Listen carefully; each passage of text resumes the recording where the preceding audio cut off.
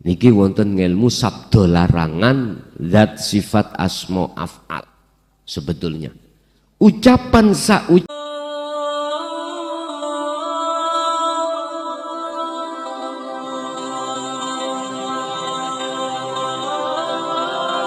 ucapan itu mesti nyata. Kesesem enggak sampean? Enggak ya? Ojo. Aku cuman ngomong zatullah, sifatullah, asmaullah, af'allah. Anda tahu sirinya itu pasti akan terjadi. Makanya disebut ilmu sabdo larangan. Kini cara Jawa ilmu sabdo larangan. Ngelunggui in aroda say'an ayyakula lahu kun fayakun. Tapi bahaya sekali. Anda berkata, saumur kamu berhubung melarani aku, kamu pasti akan sakit, kembang bayang.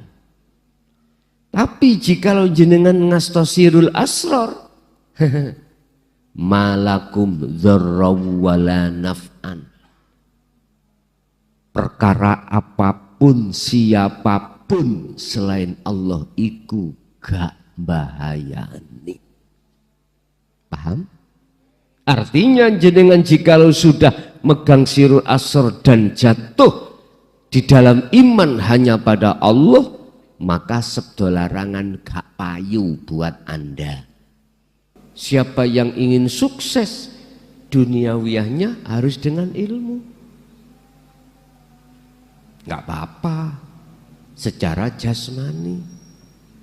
Jenengan duwe ilmu kanggo mijat misale biar lisuh peredaran darah ini hilang, lancar, diurut urate, diurut badane supaya peredaran darah yang tersumbat itu nanti hilang. Macam-macam caranya untuk peredaran darah yang asalnya tersumbat biar lancar, disetrum dengan listrik. Tapi harus ada ilmunya. Kalau nggak ada ilmunya langsung listrik disetrum jenengan ya. Ya wis. Ada ilmunya. Bukan perkaranya tidak boleh belajar, monggo. Kita bertumpuk-tumpuk penyakit ini kan karena salah satu di antara peredaran darah fungsinya tidak fungsi karena tersumbat. Laiku lewat ilmu mbok biyen niku mbok kula asli di samping mbok kula niku siyen niku dukun bayi ya dukun pijat urut niki lho tapi ngurut arek cilik-cilik sing awake panas lah lesuh tah ngoten. Wong mbok dadi dukun bayi niku pun sepuh kok gentosi Mbak Yunipun genteni Mbak Yunya dulu itu lah mbok asine ilmune iku teng kula tapi sing kula mboten saged bayine niku piye nek aku dadi dukun bayi nggih nek dokter kalau dokter enggak popo estu Pak akhirnya tak titip Mbak Yu kula sing nomor kalih. Asine dirutuhno ning kula dijatuhkan tapi berhubung itu gesekan dengan orang perempuan kula mboten purun. Ngaten akhire kula paringno Mbak Yu. Akhire Mbak Yu kula sing nulungi bayi biyen. Mendahno sereme umpama saya dukun bayi. Fitnah nanti akan jadi fitnah. Ya kalau dokter Pak, ya secara umum rapopo, dukun bayi, ada. Boleh. Cara bagaimana jenengan iki untuk mencernakan saluran darah yang tersumbat. Nek mbok dhisik iku kudu diurut gak dipijet. Bedane pijet ambek urut iku piye to? Wis gak apa-apa nyempal titik. Nek pijet dimek-mek, tau dimek-mek. Ngeten. Nek diurut iku dilakokne. Ngeten. Lah inilah cara yang benar untuk melancarkan peredaran darah.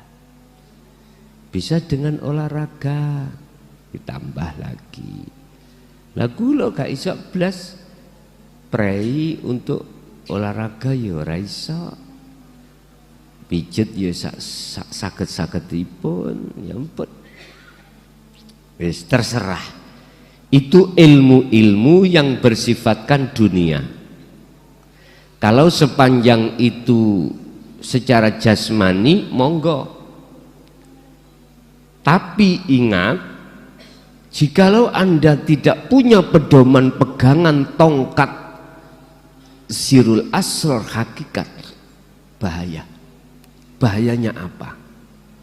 Akhirnya hati jenengan jatuh pada merasa diri Anda yang bisa, diri Anda yang macam-macam. Ini bahayanya. Ini bahayanya. Akan menggerogoti kefitrahan hati Anda. Ini bahaya. Anda merasa diri Anda yang bisa menyembuhkan. Ini yang sangat bahaya Bapak Ibu. Jikalau Anda tidak memegang tongkat sirul asror, aku yakin siapapun kita, alimo koyo opo jenengan, sakti yo koyo opo jenengan, sampak nyebdo orang dadi kethek temen lah wis notok pole ya, besok kamu mati temen. Niki wonten ngelmu sabda larangan zat sifat asma af'al. Sebetulnya ucapan saucapan itu mesti nyata. Kesensem enggak sampean? Enggak ya? Ojo. Aku cuman ngomong zatullah, sifatullah, asmaullah, af'allah. Anda tahu sirinya itu pasti akan terjadi. Makanya disebut ilmu sabdo larangan. Iki cara Jawa ilmu sabdo larangan. Ngelunggui in aroda say'an ayyakula lahu kun fayakun. Tapi bahaya sekali. Memang satu sisi Anda berkata saumur kamu berhubung melarani aku, kamu pasti akan sakit, kembang bayang. Tapi jikalau jenengan ngastosirul asror, malakum dzarraw wala naf'an, perkara apapun siapapun selain Allah iku gak bahayani. Paham? Artinya jenengan jikalau sudah megang sirul asr dan jatuh di dalam iman hanya pada Allah, maka sabda larangan gak payu buat Anda. Tahu gak payu? Gak berlaku. Ini hanya berlaku orang-orang yang imannya belum ihsan, baru berlaku.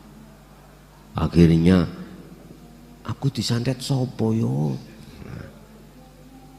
aku dimahabai sopo yo, kok aku saweneng duduk-duduk. misalnya. Terus wong Jawa gak lumrah, lah ngene nggih. Gak sebelah ini, ngono biasa. Iki awakmu belum ihsan, kayak seperti ini belum ihsan, berlaku akhirnya. Ya udah, itu ya atas kemamangan dalam hatimu sendiri. Yes. Sebagian besar di antara banyak manusia itu menjadikan lahwal hadis, mutu nilai pembicaraannya itu kosong. Secara hakikat dikatakan kosong ini tidak mengarah pada Allah. Tidak. Apa tujuannya mereka terhadap dirimu? Liyudilla an sabilillah bighairi ilmin, untuk menyesatkan ruhaniyahmu dari jalan Allah, supaya Anda ini ruhaniyah tidak klik nang Allahnya, tidak iman nang Allahnya. Nah, padahal mereka itu bighairi ilmin, olehnya kosong isi materinya itu tanpa dasar ilmu. Ngawur wis. Pol ngawuri. Itu tadi contoh. Berhubung saya itu membawa ilmu sabda larangan, ya niki. Shot dadi dot niki lho Pak, eling amen. Aku ngomong nang sampean, gak nganut aku, cilono, ciloko. Lah, iki enggak. Ini yang disebut lahwal hadis. Gak mengarahkan hatimu pada Allah. Gak mengarah. Karena saya enggak ada sirul asrar, otomatis ucapan ini akan mengarahkan hatimu supaya kepada selain Allah. Lah, orang yang lahwal hadis, mutu materi ucapan itu yang kosong itu tolong dijauhi. Secara ruhaniyah lo ya, saya bukan mengatakan jasmania, secara ruhaniyah. Jangan pernah percaya ruhaniyah terkait apa lahwal hadis tadi. Jangan. Anda harus percaya siapa yang mengendalikan di situ. Itu loh maksudnya. Berarti kembali kepada Allah. Ada masalah. Yes. Wa yattakhidaha huzuan. Mohon maaf terkait kalimah niki, justru di samping dia itu mengatakan terkait apa yang jenengan alami, jenengan lakukan secara ruhaniyah itu, dia tidak berilmu, bighairi ilmin, ya gak sah. Pendapat mereka mengolok-ngolok jenengan gak sah, gak sah. Sehingga ketika jenengan iki ruhaniyah berlaku khalwat dalam dinu tauhid, diolok-olok oleh mereka. Wong sesat kok ya diikuti. Tak kandani ya awakmu ya. Muklasen tahu gendeng. Sesat kok ikuti. Pasti kau akan jadi sesat. Pasti aku jadi gila kamu nanti. Lagi. Padahal kalimah itu bighairi ilmin, dia bermakalah itu tanpa nganggo ilmu hakikat makrifat, nggak ada pandangan. Bagaimana mungkin benar? Misalkan saya berkata bahwasanya di dalam gedung itu ada isinya A, B, C sampai Z, lawang saya belum pernah masuk, mboten sah. Bagaimana mungkin akan jadi benar makalah kita tentang hakikat makrifat lawang kita belum masuk di dalam wadah itu. Jadi nggak sah. Mereka mengatakan itu sesat, nggak sah di mata Allah. Tapi itulah Pak yang berlaku di tengah masyarakat. Kalau ini diteruskan, ulaika lahum adzabum muhin, ya udah, mereka itu akan memperoleh azab yang menghinakan. Apa azab yang menghinakan di dunia, lebih-lebih akhir? Di dunia dia bentuknya adabi, dia dimuliakan umat, itu adab. Bingung kau? Di wong no wong kok adab, wong nang aku seneng kok. Dipuja wong kok adab, aku seneng kok. Kecuali dicaci, dimaki dan ya ini gak enak lah, enggak? Lor, bukan bos. Dikatakan itu azab dibalik kesenanganmu sehingga kau merasa menjadi orang yang harus dimuliakan, harus dihormati, itulah azabmu. Suatu saat Allah menetapkan waktu di mana Anda akan dilepas dari merasa mulia itu. Udah. Ini di dunia. Kita gelisah, kita khawatir kehilangan kesaktian kita. Inilah. Kita khawatir kehilangan kemuliaan kita. Kita khawatir gelisah kehilangan atas pujaan masyarakat atau kesaktian kita ini. Itu bentuk kekhawatiran, itu adalah azab yang menghinakan kita. Dan itu pasti terjadi, Pak. Pasti terjadi. Apakah di saat jasad masih di dunia ataupun tidak? Bentuknya tidak, kita tinggalkan semuanya itu. Lah, apa yang kau banggakan? Apa yang kita banggakan waktu saat di dunia kita mendapatkan hal itu, toh pada akhirnya udah nggak ada manfaatnya, guna dan manfaat, udah mati kaku. Tinggal penyesalan ruhaniyah kita hatta idza ja'athumus sa'atu baghtatan. Inilah letak-letak di mana kita akan merasa rugi selama itu. Udah nggak ada waktu untuk bertobat. Tinggal penyesal. Lah, mumpung hal itu, apa Pak mumpung itu Pak bahasa Indonesia? Hah? Sing S1 itu, aku SD.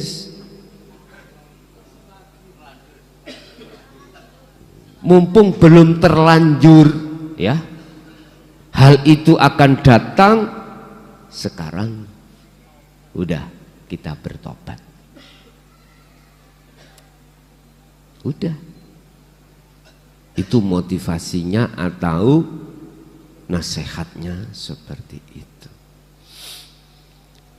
Itu surat Luqman ayat 6. Lanjut. Wa idza tutla alaihi ayatuna walla mustakbiron. Dan tatkala ajaran dinul haq, isi untuk ilmu untuk menarik hatimu, tinggalkan itu semua dalam rangka untuk mendekat dan bertemu Allah dalam iman yang benar. Ayat-ayat yang bersifatkan itu didatangkan, maka wala mustakbiron. Mereka kebanyakan itu mengo, nggak mau itu Pak. Apa? Mengo, menolak. Mustakbiron, tur menolaknya itu dalam keadaan sombong. Karena merasa benar, merasa alim sendiri dan lain sebagainya.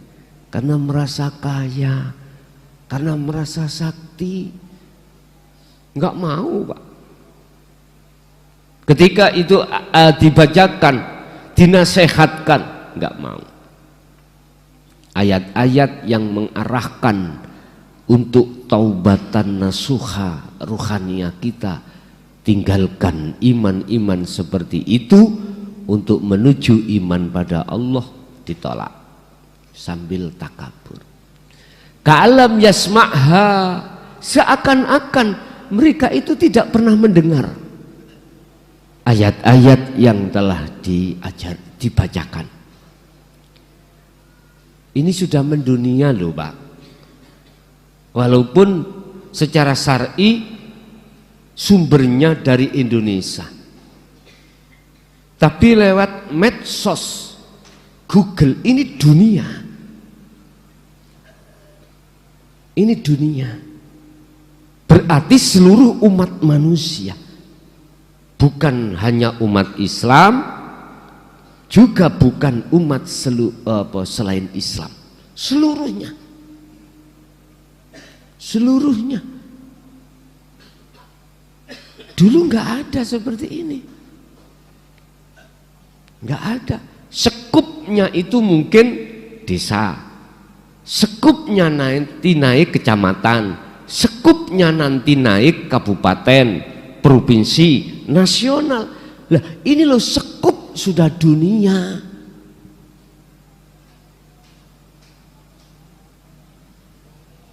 Sekup ini sudah dunia.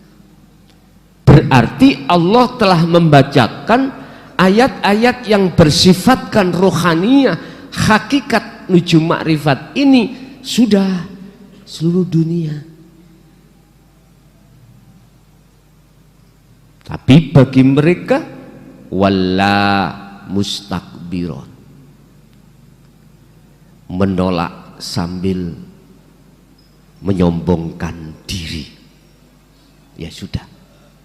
Ka'alam yasma'ha, seakan-akan dia itu tidak pernah mendengar, padahal mendengar. Inilah yang kumaksud, kata orang Jawa, masuk telinga kanan, keluar telinga kiri, nggak merasap di dalam hati karena gersang, nolak di sini, tertutup hati. Jadi hanya ngalir seret. Ya, seperti kita mengalirkan air di atas kaca, seret, nggak meresap. Berhubung kita itu adalah tanah-tanah, mohon maaf, yang asalnya tanah tandus, kena air meresap dan diterima, jadilah menjadi tanah yang subur. Inilah yang dimaksud tanah suci Mekah. Tanah suci Mekah iku ning atimu dhewe. Tanah suci berarti tempat yang fitrah ruhaniyah Anda, hati Anda inilah ada Baitullahnya. Satu, ka'anna fi udunaihi waqron, seakan-akan ada sumbatannya di telinganya itu sehingga nggak mendengarkan apa sesungguhnya ayat yang Allah bacakan tadi. Padahal ya ora ning sumbet, sumbatannya, nggak ada. Ka'anna fi udhunaihi wakron sumbatan. Ternyata yang dimaksud sumbatan itu adalah keakuan diri kita sebagai hamba. Itulah nafsu. Akhirnya air digiring dari telinga kanan keluar telinga kiri. Kalau sudah seperti itu, fabashirhu bi'adzabin alim. Kabar baik bagi mereka itu apa? Azab yang pedih. Azab. Lah, inilah salah satu ciri-ciri ruhaniyahmu. Jangan berteman terhadap ruhaniyah yang seperti itu. Jangan. Lebih-lebih jenengan ini sudah angkat ikrar pada Allah untuk tinggalkan selain Allah, dan kita berkemas takarrub, mendekat dan bertemu Allah untuk bercinta. Udah. Biar itu tidak menjadi penghalang ruhaniyahmu. Kalau secara jasmani, nggih monggo.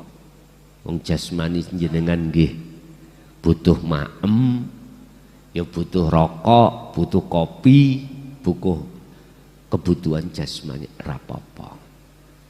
Pun itu teman ruhaniyah yang harus panjenengan hindari. Sekarang teman yang bagaimana yang harus jenengan ini dekati? Teman yang bagaimana yang harus jenengan dekati? Bon. Buka di dalam surat Luqman lagi ayat 15. Tadi 6 dan 7, sekarang ayat 15. Potongan di dalam ayat itu ada kalimat yang mengatakan wattabi sabilaman anaba ilayya. Ikutilah teman-teman yang mereka itu berjalan di atas jalan Allah. Saya ulang, wattabi sabilaman anaba ilayya. Bertemanlah kau terhadap orang-orang yang mengajakmu untuk datang terhadapku, kata Allah. Subhanallah. Cuman ayatnya kalau kita mulai wa inja hadaka ala antusrika bi malai salaka bihi ilmun dan seterusnya, yang menjadi kesimpulan adalah wattabi sabilaman anaba ilayya. Udah, ikuti guru-guru akhirat jenengan. Pun inti ngoten. Ikuti orang-orang yang tergabung di dalam golongan ahli syuhud secara ruhaniyah. Sebab hanya mereka, golongan mereka lah yang berkemas-kemas tinggalkan selain Allah dan beriman hanya pada Allah. Itulah sesungguhnya saudara sejatimu yang melebihi daripada saudara kandungmu. Sebab saudara kandung itu hubungannya dengan jasmani disebut kandung. Lah ruhani iman. Iman berarti jenengan kudu mendekat, berteman terhadap orang-orang yang hatinya itu menarik Anda untuk pergi menuju dan bertemu Allah. Mohon maaf, bukan orang yang seperti ini mesti orangnya miskin dunia, enggak. Tidak miskin jabatan, bukan berarti gitu, enggak. Bukan selamanya orang yang seperti ini yang kita cari sebagai teman sejati. Itu dia selalu posisi jasmani itu serba kekurangan juga tidak. Tinggal Allah meletakkan dirinya secara jasmani itu bagaimana? Jadi jasmani tidak jadi ukuran, Pak. Tidak jadi ukuran. Sebab innallaha, sesungguhnya Allah itulah yanduru ila suwarikum wa amwalikum. Tak akan melihat status fisikmu, ndak. Apakah Anda secara umum di mata manusia menjadi orang alim atau tidak? Allah enggak melihat itu. Apakah kita di mata umum punya jabatan kepala desa atau tidak? Allah enggak melihat itu. Bahkan sampai jabatan kita sebagai presiden Allah enggak melihat itu.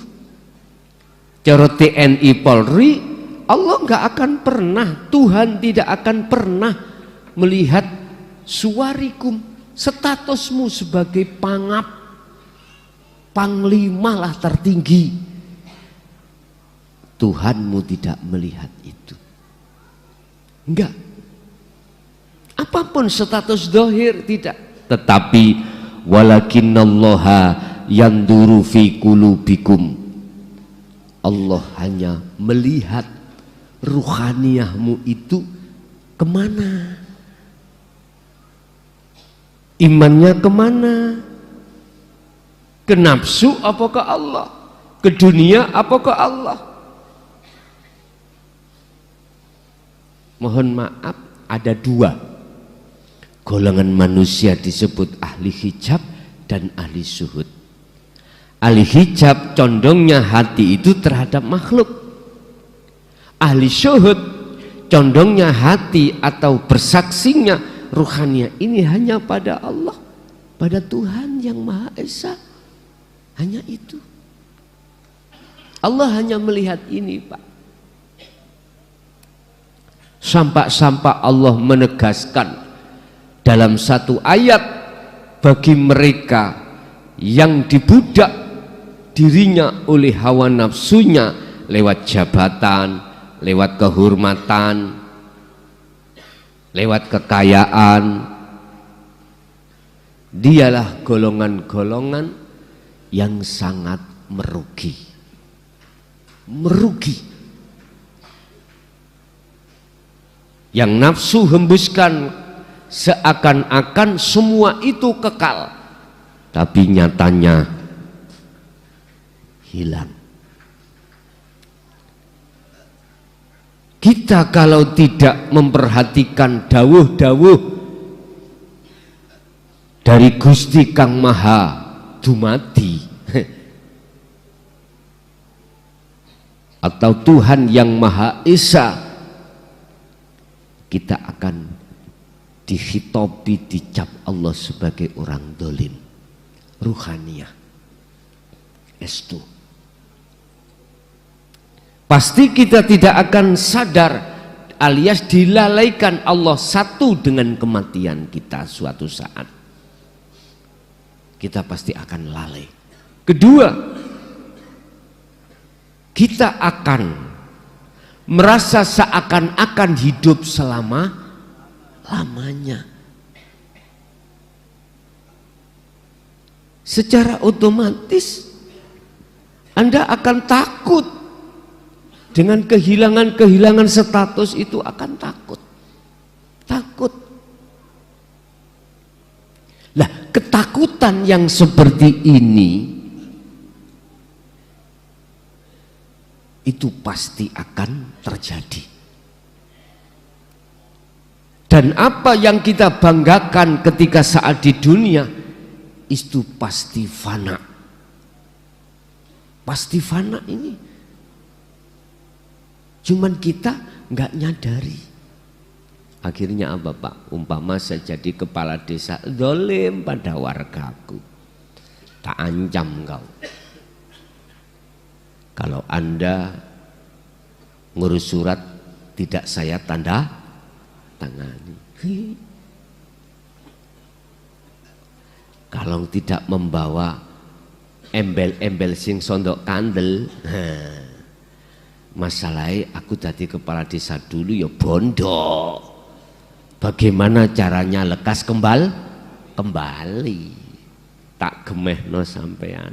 Per orang itu 1 juta Pak. Wong lurah Muklason, lurah Bargowo, dunyane sak pirang-pirang Pak. Ya sampean lihat pabrik sak Mojokerto milik siapa? Ya. Lah iya. Hanya di desa saya itu hak pilih itu enggak sampai 5.000 Pak. 1 juta kali 5.000 berapa Pak? Coba dihitung. 5M. 5M sak kuku cuwili. Iya. Lah pabrik sak Mojokerto kabupaten itu pabrikku. Umpama. Lah kecil Pak. Jenengan walaupun ada apa? Ada benih kepimpinan yang benar, jenengan loh. Tak sikat dengan 5M Pak.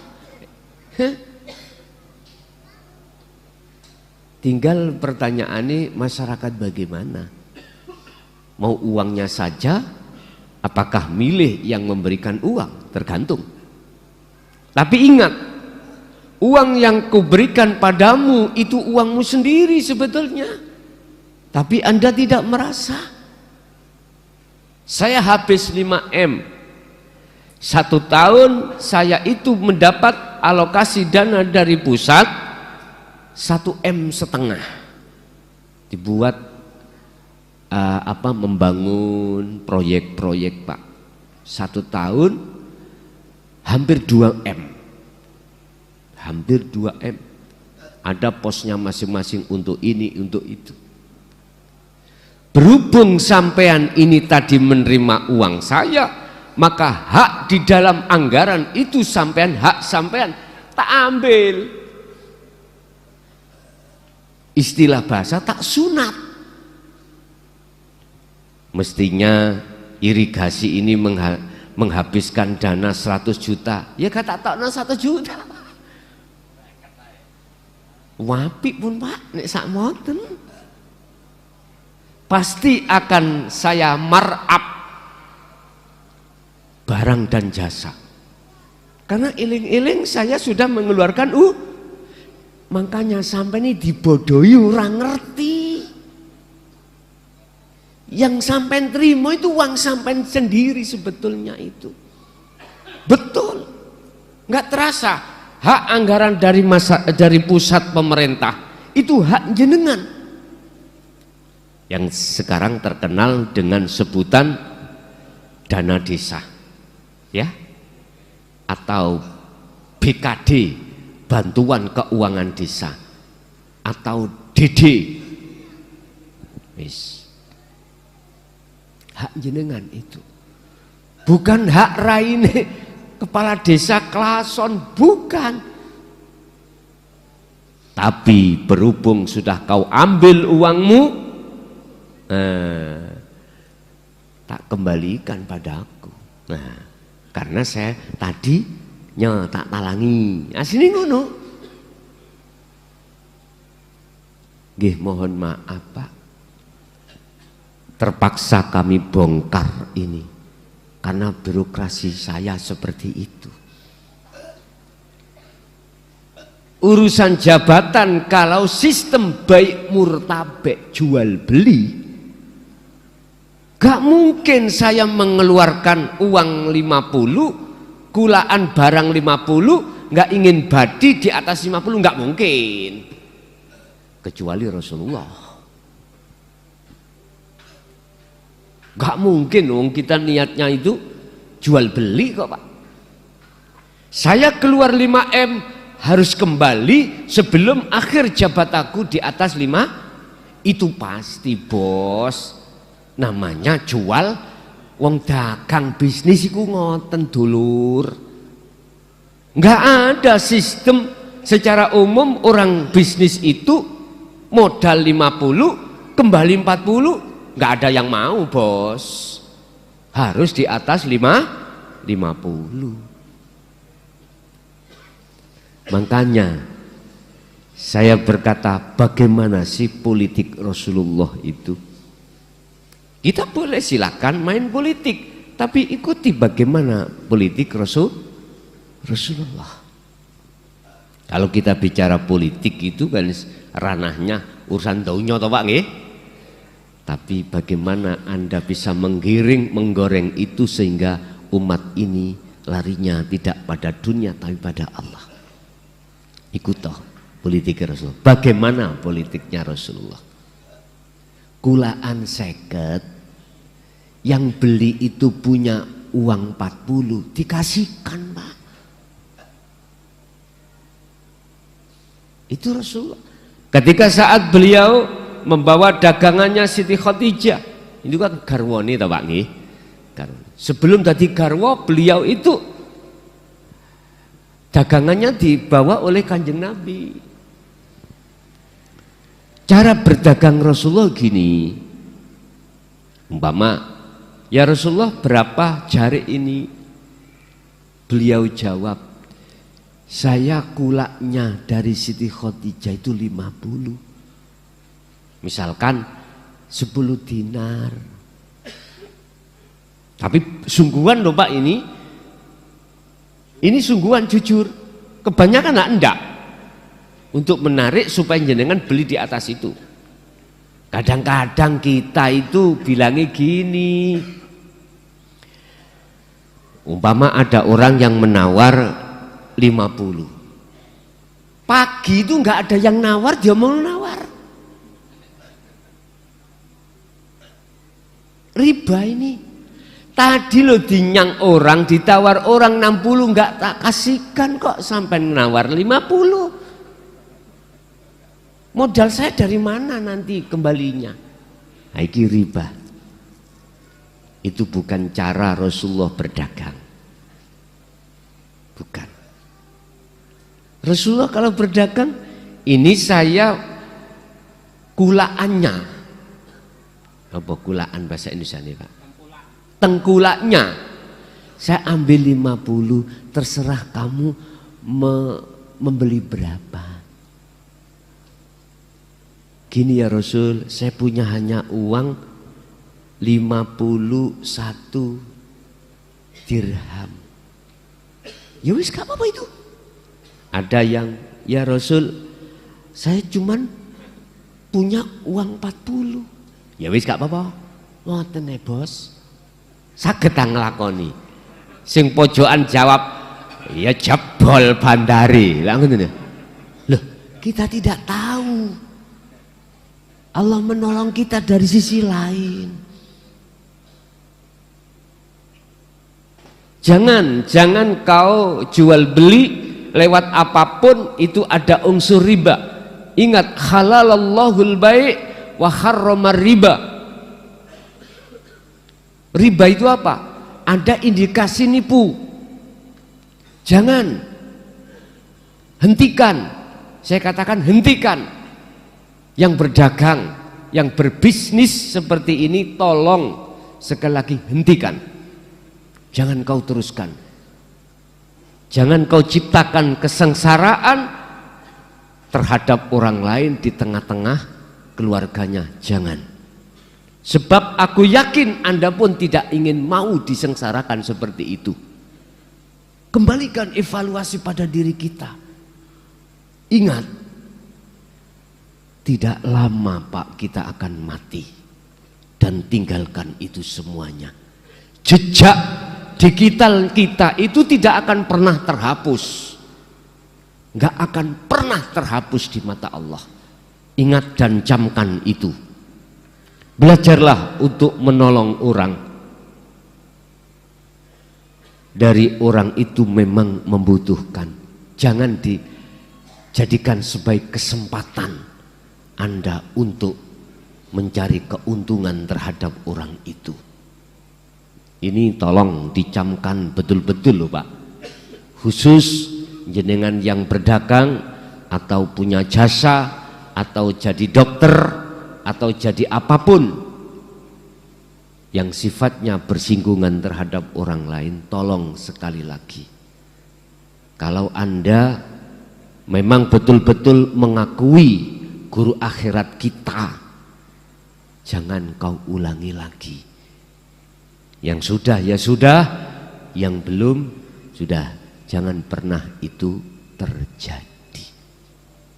Jenengan ada yang jadi dokter, memang Pak nek diukur dokter sekolahnya itu mahal loh ya, mahal. Sampai beli alat ini, beli alat itu, mahal. Tidak hanya puluhan juta, bahkan ratusan juta. Sadarlah, semua itu yang berperan Allah. Bukan ujuk-ujuk Anda punya uang itu, enggak. Untuk untuk belajar ilmunya kedokteran, untuk beli alat-alat kedokteran. Jangan belajarlah, jangan untuk merasa diri kita. Datangnya semuanya itu dari kita, jangan. Belajarlah kita untuk meyakini sumber perkara itu datangnya dari Allah. Aku yakin selamat dunyamu, selamat akhiratmu kalau begini. Jadi bagaimana politik Rasulullah? Mau dipilih, artinya mau dipilih itu apa Pak? Tidak ingin mau dijadikan sebagai imam.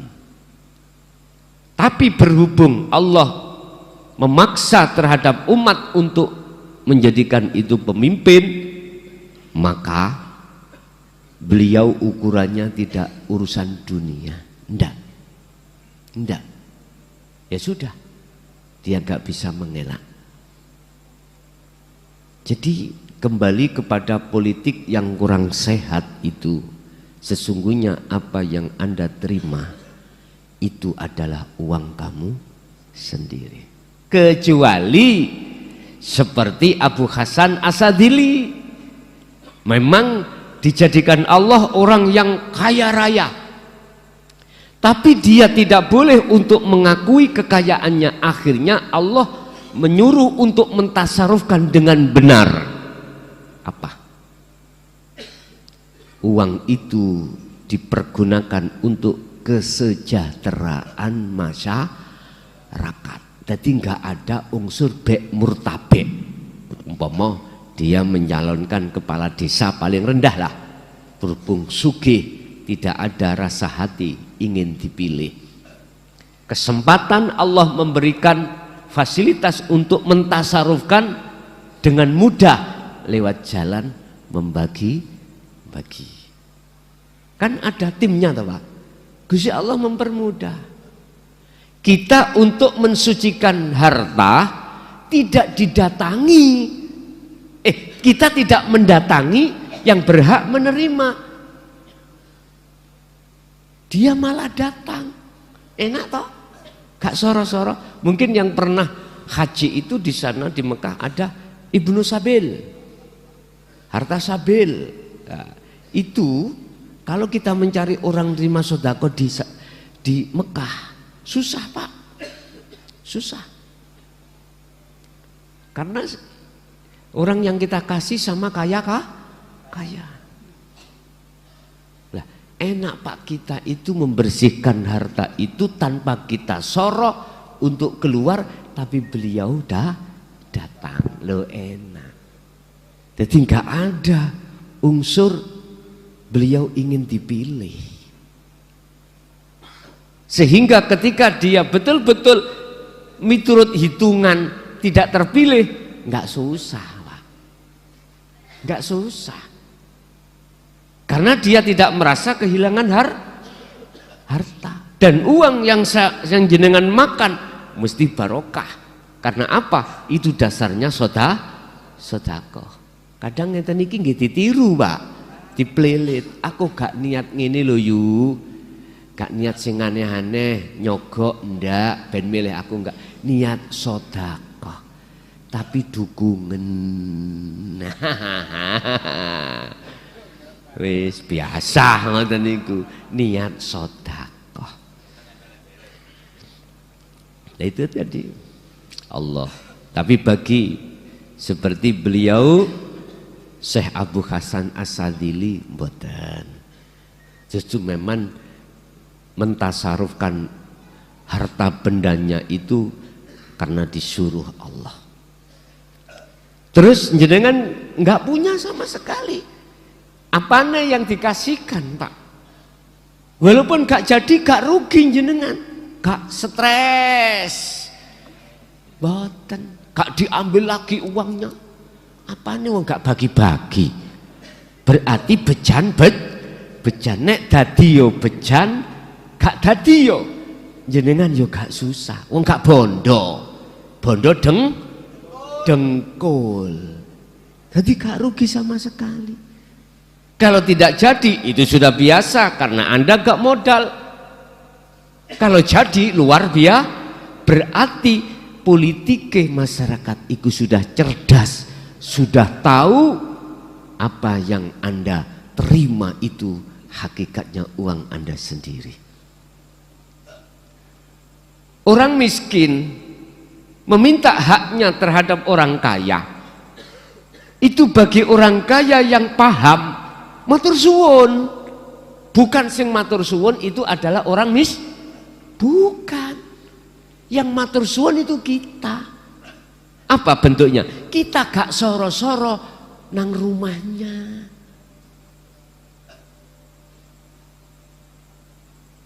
Jenengan ini tergolong orang kaya ndak? Orang kaya itu orang yang tidak punya hutang loh Pak. Padahal roto sampai niki punya.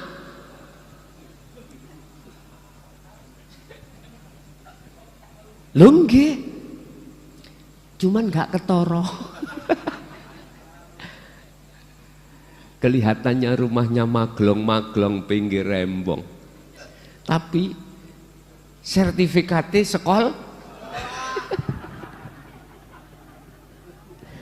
berbulan itu mikir Pak. Allah ya Karim. Nanti kalau sudah 2 sampai 3 bulan gak bisa nyaur, baru gak bisa ngangsur bang niku wis kerutuk-kerutuk. Akhirnya memberikan solusi, dilelang apa piye, mau munyer-munyer ngeten. Mobil punya Pak, pabrik punya, tapi ben bulan tanggungannya ke bank itu tidak ratusan juta, tidak puluhan juta, miliaran. Makanya jangan anggap orang yang di atas mobil mewah itu tenang. Lah, mobilnya bunyi det. Mboten mboten det. Jerit Pak anti Pak. Masya Allah. Ya. Jare wong Jawa, awak dhewe iku sanang sawang sinawang. Ya sudah. Jadi nggak akan rugi dengan itu nanti kalau nggak jadi karena tidak modal. Tapi nek jenengan modalnya itu modal jumpon, terus hati sampai tidak duduk di hakul iman, di hakikat makrifat, jangan polah-polah untuk mencalonkan diri, disikat ambek lurah Muklason 5 miliar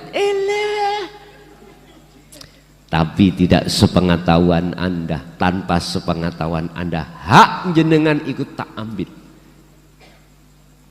Gampang Pak, takok lurah Muklason Satu proyek menghabiskan 200 juta. Di total ini yang namanya semen berapa habisnya? Oh, ini 100 bal. Tulis aku 100 bal. Tapi galangan, mohon maaf, kongsi ambek aku tuku akeh. Nek kok gawe tulisan 200 bal, gak tuku nggonamu, gak mikir lah kira-kira. Ayo jenengan sebagai pedagang semen. Siap bos, siap. Akhirnya semen fakta di lapangan iku gur 100 selawe. Kadang-kadang gak ono, separuh wis untung wis 100 bal. Tapi tulisannya 200 bal. Kuintasi oke, legal, yo ditemplek nih nanggone laporan LPG ku. Duit uang yang saya kasihkan pada pedagang itu tadi sesuai dengan jumlah harga 100 bal tadi. 100 bal melebu weteng. Lah, saya itu lurah, apapun masuk Pak. Tidak hanya semen, purel masuk. Lah, lurah Muklason. Belum lagi nanti saya tingkat lebih atas lagi, bupati, gubernur, bahkan presiden punya pulpen jenis pulpen sakti. Ojo model-model sampean ya. Pingin tak mutasi, ayo. Inilah pulpen sak. Akhirnya jenengan bandino demek. Sopo siro, sopo ingsun. Aku ini pangeranmu, mbok nian. Allah, inilah Pak Bu karakter kita. Manakala kita masih di posisi ahli hijab, siapapun kita. Kala jangan begitu. Lah terus fattabi'uni, ikut teladan Rasulullah itu bagaimana? Tidak hanya syariat, sak hakikate gawon. Biar ruhaniyahmu itu bisa terhindar dari bisikan nafsu itu. Makanya mengapa sih sebelum kematian Rasulullah itu pesan atau wasiat yang termahal menurut saya dalam satu hadis, besok itu umatku akan mengalami satu perang yang besar, lebih besar daripada perang Uhud, perang Khandaq, perang Badar atau perang-perang yang lainnya. Itulah memerangi hawa ini Pak. Sebelum beliau wafat, itu pesan yang menurut saya yang termahal bagi saya seperti itu. Bapak Ibu hadirin jamaah rahimakumullah. Wong berhubung ada surga ada neraka, yo gak iso Pak. Donya iki wonge apik kabeh. Monggo Gusti Allah yo ra iso. Kabeh yo ana ahli hijab, ana ahli suhud. Cuman sebelumnya kan sudah dikasih pilihan oleh Allah. Terus miturut surat Luqman ayat 15 ini motivasi kita yang bisa kita ambil bagaimana wattabi sabila man anaba ilayya. Pun secara laku sesuai dengan apa yang sudah dikukuhkan kemarin, pun jalankan semampu jenengan kholwat itu. Satu sisi jenengan harus bermajelis terhadap sesama teman yang mengajak hatimu untuk menambah wawasan ilmu dan laku menuju pada Allah. Bapak Ibu hadirin jamaah rahimakumullah, mungkin itu yang harus kita ketahui terkait kita mencari teman yang bagaimana sebaiknya.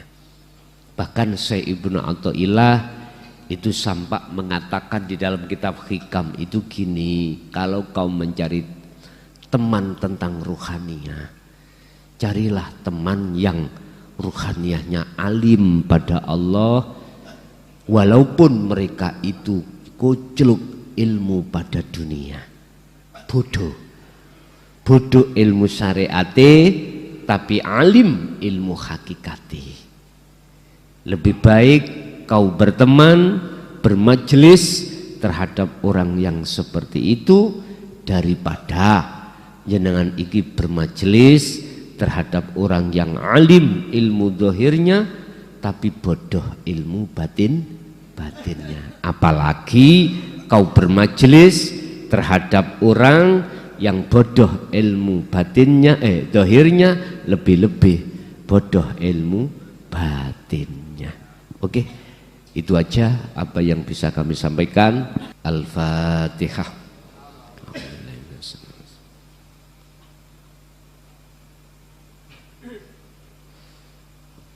Akhirul